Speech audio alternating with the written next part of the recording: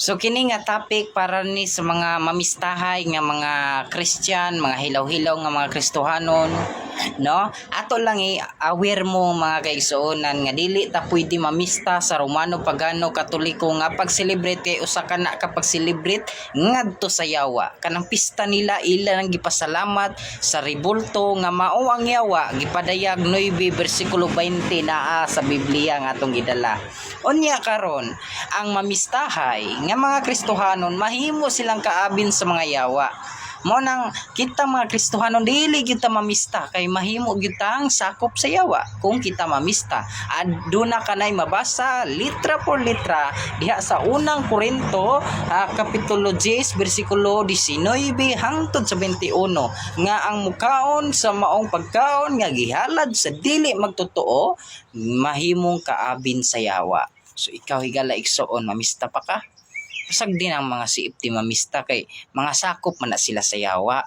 Ikaw nga Kristohanon dili gyud ka mamista kay Kristohanon makadili makasakop sa yawa. Busa pagbasa o Biblia lamang ang may alam higala igsoon sa Biblia. Kay matod pa sa Biblia, you will know the truth and the truth will set you free. Mahibalo kamo sa kamatuoran ug ang kamatuoran may maghatag kanatong kagawasan. So God bless kanatong tanan di ta mamista. Nakabantay siguro ning tagad ka nga pastoy nga naa sila mga membro nga sige pangatay kay mahitog fiesta. Pareha ni niya ba? Sige og kana bitong pangdaot concerning fiesta unya pagkahuman kusog ka ayo mamista. Masuko pag yun og dili padalaan og bring house. Ringon niya, lamang daw kuno ang tawag ining na ay alam. Pero delikado ka ng word nga alam. Kaya naipanultihon nga little knowledge is very dangerous.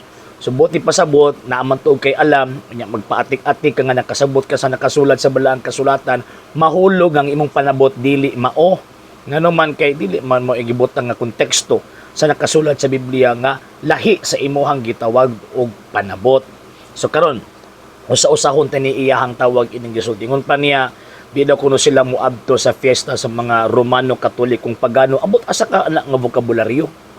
Unsa pod ka nga klaseng ebidensya nga naghatag og pagpamatuod or kanang letra por letra yung mabasa nga diin ang Romano, Katolikong Iglesia gi-classify siya as pagan religion. Yang problema ani mga tawhan naman gutungod sa ilang kasuko sa Santa Iglesia Katolika Apostolika Romana nagasulti nag mga butang mga dili mao, nagasulti nag mga butang mga tungod sa ilang kaligot-got o tungod sa ilang kalagot mao na nga ang tanang kadautan ilan ang ipahid sa simbahang Katoliko. Mo ni gasulti ni San Pablo sa Roma.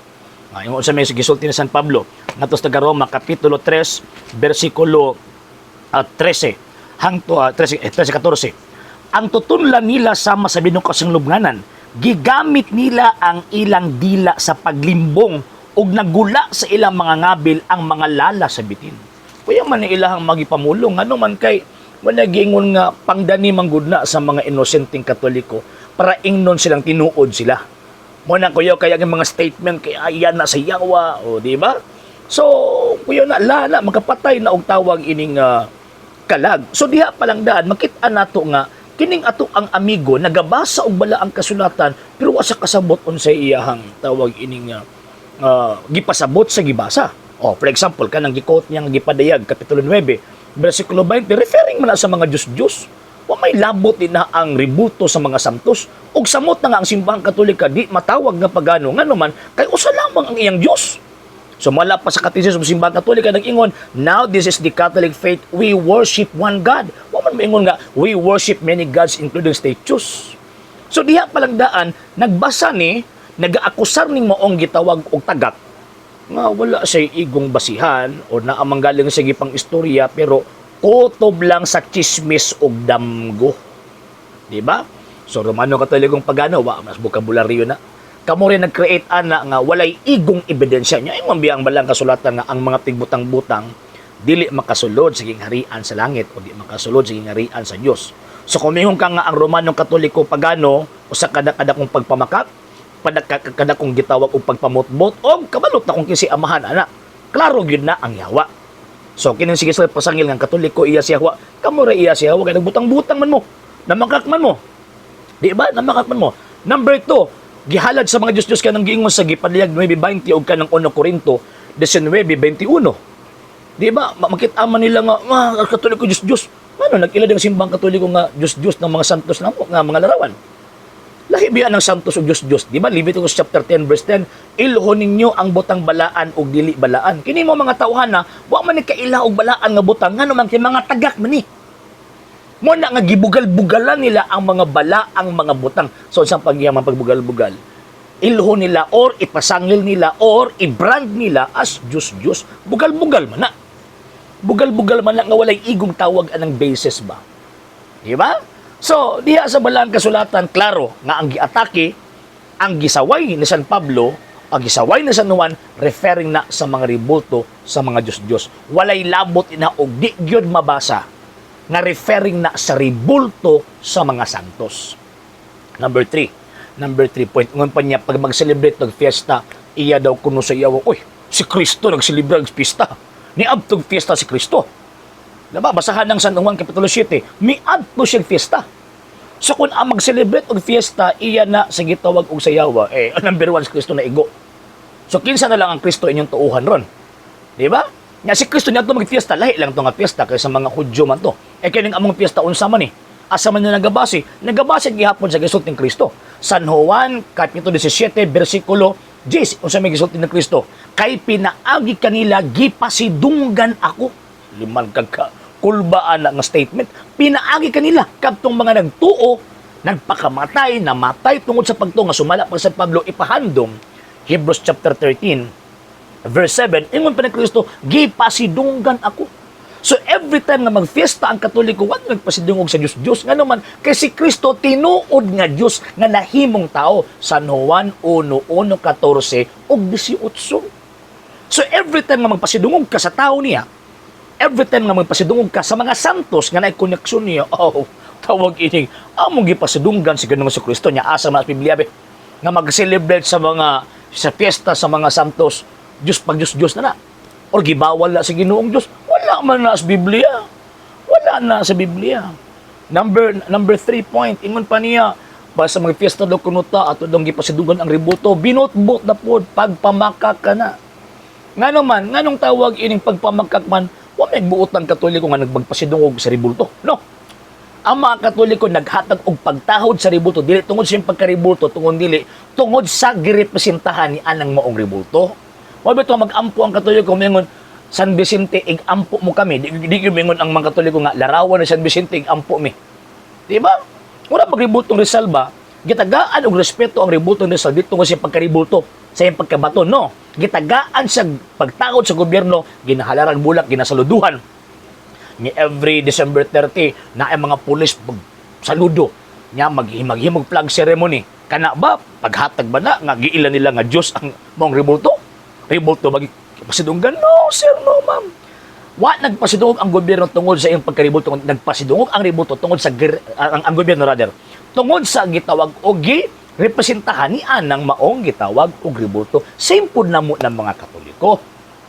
Nagfiesta mi sa Santos, among gipasidunggan ang ribulto dili tungod sa pagkaribulto kundi sa girepresentahan anang ribulto nga mo'y among gipasidunggan. Kay again, sumala pa na Ginoong Kristo, kay pinaagi kanila gipasidunggan ako.